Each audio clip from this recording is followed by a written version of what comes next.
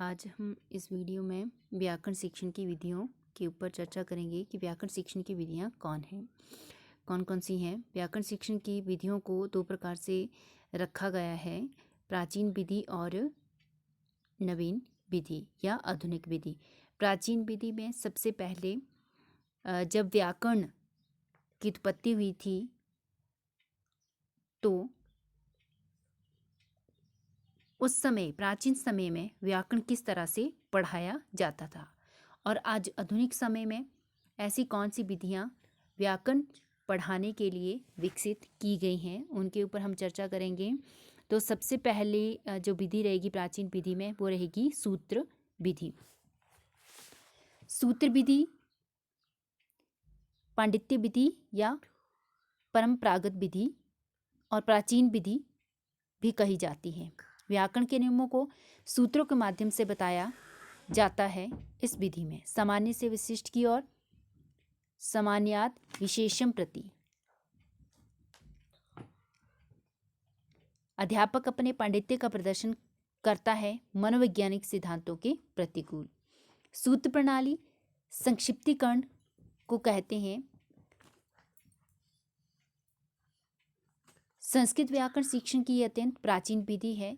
इसके अंतर्गत छात्रों को व्याकरण के सूत्र बताए जाते हैं, जिससे थोड़ा याद करने मात्र से ही अधिक ज्ञान की प्राप्ति हो जाती है। इसके आधार पर छात्र भाषा का ज्ञान प्राप्त करता है। इसमें अध्यापक व्याकरण के नियमों की व्याख्या करता है। यहाँ नियम को अपवाद सहित कंठस्थ करवाया जाता है। इसमें प्रक्रिया नियम से उदाहरण की ओर चलती है। इस विधि से छात्र भाषा में प्रवीणता प्राप्त कर लेता है और यह विधि विद्यार्थियों की स्मरण शक्ति को भी चिरस्थायी बना देती है, या विद्यार्थियों का स्मरण किया गया प्रत्यय चिरस्थायी हो जाता है। यह विधि एक मनोवैज्ञानिक विधि है।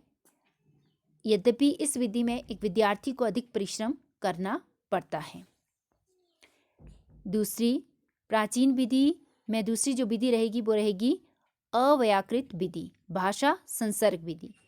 भाषा संसर्ग विधि में एक अध्यापक व्याकरण की शिक्षा अलग से ना देकर भाषा को पढ़ाते समय देता है। जैसे कि हिंदी, संस्कृत या अंग्रेजी भाषा को जब पढ़ाता है, उसमें कहानी, कविताएं, प्रोज, पोइट्री का प्रयोग करता है, तो उसी में ही भाषा के व्याकरण से संबंधित नियमों और व्याकरण से संबंधित शब्दों का किस तरह से प्रयोग किया जाता है इसके बारे में बताता है। भाषा के साथ साथ व्याकरण का भी ज्ञान दिया जाता है। इस विधि में अभ्यास पर बल दिया जाता है। इस विधि में बार बार अभ्यास के माध्यम से विद्यार्थियों को विषय के ऊपर अधिकार प्राप्त करवाया जाता है। प्राचीन विधि में एक और विधि है पारायण विधि। पारायण विधि बहुत ही प्राचीन विधि है। पारायण विधि में सूत्रों को कंठस्थ करवाया जाता था। पारायण विधि में एक विद्यार्थी को पारायणिक भी कहा जाता था। पारायणिक जो पारायणों को कंठस्थ करता है।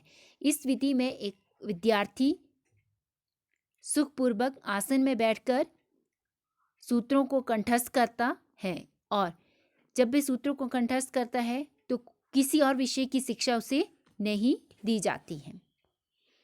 आधुनिक विधि आगमन विधि, निगमन विधि, आगमन निगमन विधि, अनौपचारिक विधि, समवाय विधि और व्याकरण अनुवाद विधि। संस्कृत व्याकरण की आधुनिक विधियां कौन सी हैं जिसके माध्यम से संस्कृत व्याकरण को रुचिपूर्ण बनाया जाता है? निगमन विधि और आगमन विधि, या आगमन और निगमन विधि। आगमन विधि यह भी एक आधुनिक विधि है। इसे भी मनोविज्ञान या मनोवैज्ञानिक विधि कहा जाता है। यह विधि निगम विधि या निगमन विधि से विपरीत है। इसमें सर्वप्रथम उदाहरण दिए जाते हैं, तत्पश्चात उनमें व्याप्त समानता के आधार पर नियम स्थापित किए जाते हैं। इसमें उदाहरण से नियम की ओर जाना होता है। जैसे कि एक अध्यापक विद्यार्थियों को पहले किसी शब्द को स्पष्ट करने के लिए उदाहरण उनके पास रखता है और विद्यार्थी उससे संबंधित नियम स्वयं बनाते हैं। निगमन विधि, यह एक मनोवैज्ञानिक विधि है, इसलिए यह आधुनिक समय में सर्वाधिक प्रचलित है। इसमें सर्वप्रथम व्याकरण का नियम बता दिए जाते हैं, इसके बाद उसका उदाहरण दर्शाया जाता है। इस प्रकार व्याकरण का नियम छात्रों की बुद्धि में स्थिर हो जाता है। इस विधि के अनुसार अधिक रटने की आवश्यकता नहीं पड़ती। जैसे गुण संधि को समझाने के लिए पहले बता दिए जाते हैं कि गुण संधि का क्या नियम है। अगमन निगमन विधि, तो ये विधि ऐसी विधि है जिसमें विद्यार्थियों को दोनों तरह से, पहले उदाहरण फिर नियम, या फिर पहले नियम और उसके बाद उदाहरण, तो इस तरह से दोनों ही विधियों से शिक्षण करवाया जाता है। अनौपचारिक विधि और उसके बाद समवाय विधि, व्याकरण अनुवाद विधि।